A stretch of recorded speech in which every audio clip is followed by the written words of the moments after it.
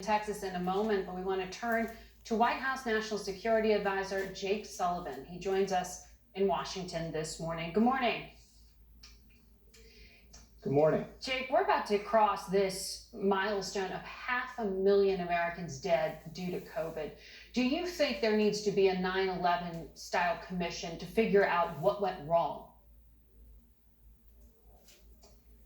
I believe that we need to take a variety of steps to look at the previous administration's response to the pandemic and what lessons we need to learn to make sure that never happens again. I also believe that we need a credible, open, transparent international investigation led by the World Health Organization. And they're about to come out with a report about the origins of the pandemic in Wuhan, China, that we have questions about because we do not believe that China has made available sufficient original data into how this pandemic began to spread, both in China and then eventually around the world. And we believe that both the WHO and China should step up on this matter. President Biden spoke to Xi Jinping, China's president, for what he said was 2 hours. Did he ask China specifically to make this data available? And in what you just said, are you suggesting the WHO is being manipulated by China? I'm not going to characterize it that way. What I am going to say is that the only way to have a scientifically based investigation is to have access to all of the data. And not merely, Margaret, to know what happened in this pandemic, but to be able to prevent future pandemics as well, because the lessons we learned this time around will apply in the future. President Biden did raise the issue of COVID-19 and the need for all countries to shoulder responsibility, to take their own responsibility for helping protect the world, including China.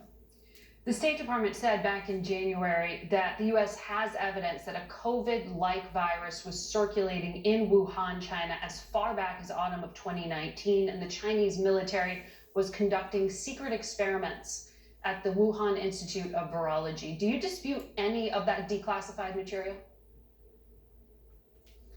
Look, this is why the WHO investigation has to be left to the scientists and the experts to lay out without any interference by any government, because that's the only way we're going to know what the origins of this are. I'm not in a position to say how COVID-19 came into this world. All I'm in a position to do is to call upon the WHO to do its job to the fullest extent possible. But so you are standing by that declassified report?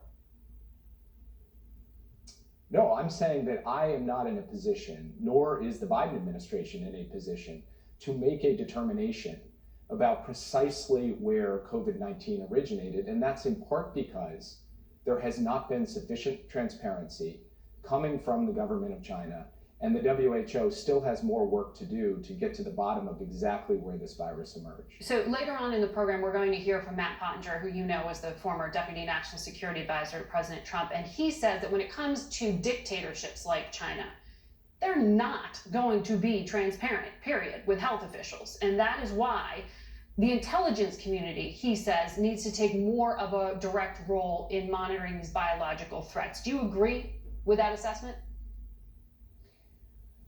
I think it is absolutely the case that, and we've seen this in COVID-19, that pandemics represent one of the most severe threats to American lives and livelihoods. And therefore, our intelligence community should, across the board, be elevating its tools, its resources, its practices to focus on detecting, preventing, and responding to pandemics. And that is something the Biden administration will be pursuing as we go forward. Do you think that they failed to do so with COVID-19, that the intelligence community should have played more of a role?